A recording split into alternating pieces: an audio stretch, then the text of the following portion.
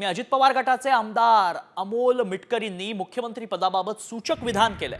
Ajit पवारच king आहेत आणि king maker आहेत असं सूचक वक्तव्य त्यांनी केलं। तर आज संध्याकाळपर्यंत मुख्यमंत्री पदाचा चेहरा समोर येणार असल्याचा दावा देखील मिटकरी करतायत। मुख्यमंत्री पदाचा निर्णय वरिष्ठ नेते घेतील असं सुनील तटकरे यांनी स्पष्ट केलंय।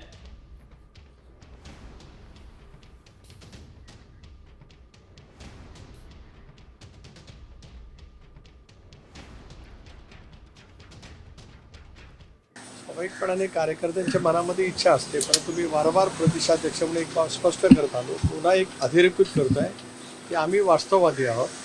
आता आम्हाला पक्ष अधिक नेटाने मजबूत करायचा आहे।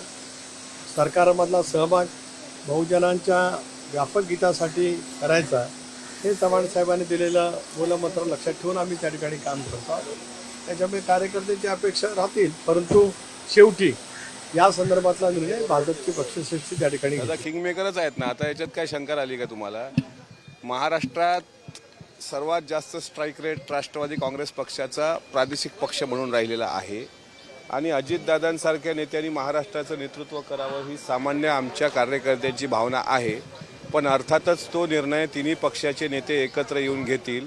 उद्याचा शपथविधीचा दिवस आहे आणि आज संध्याकाळी कोण शपथ घेणार हे आपल्या सर्वांच्या समोर येईल।